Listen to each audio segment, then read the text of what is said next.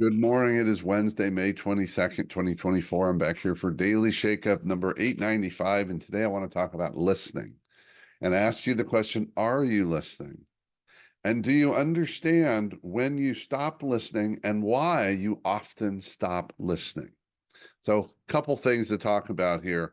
One is we often get distracted, and we know that's a big one. We live in a distracted world, and in fact, being distracted has become somehow acceptable. That's a fundamental shift we need to make about being more present. And I've done videos on being present and some of the strategies for that. If you want to know more, reach out. I'm happy to share more with you. But today I want to talk about this reality that I came upon last week. I was in a workshop setting. We were answering the question, how do you know that you stop listening? And we were thinking about sort of external things that we might demonstrate to others that we're not listening, like looking around the room, rolling our eyes, looking up, not making eye contact, things like that, some cues or tells that we're not listening.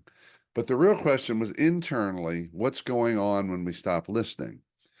And, there's so many things we could say. Well, I get bored. I can't hear. For me, with a hearing challenge, often it's if I can't hear them, that it makes me first start to listen harder. And if I still can't hear them and I've asked them to speak up, sometimes that'll diminish my listening because it's so hard to listen when they're not speaking loudly enough. Another lesson for us, another topic. But here's what I want to think about today.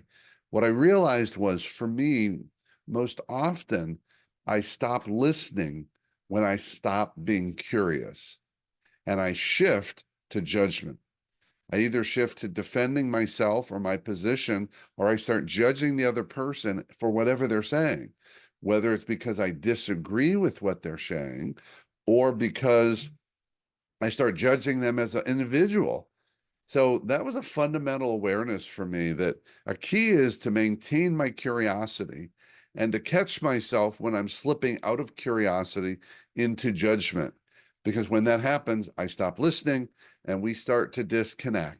And they start to have an experience that either is unfavorable or just less favorable and not as connective as a fully present listening conversation can be with full on curiosity.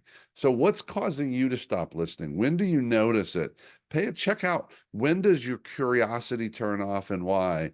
Because I think when we catch it, we can reverse it. I can catch myself saying, oh, I'm slipping from curiosity to judgment.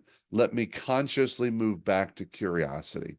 So some thoughts on listening, why we don't listen well, and some things we can do through awareness and different habits to listen better and provide that other person the experience that builds the deeper, more authentic relationships. Love to hear your thoughts. Have a wonderful Wednesday and back here tomorrow.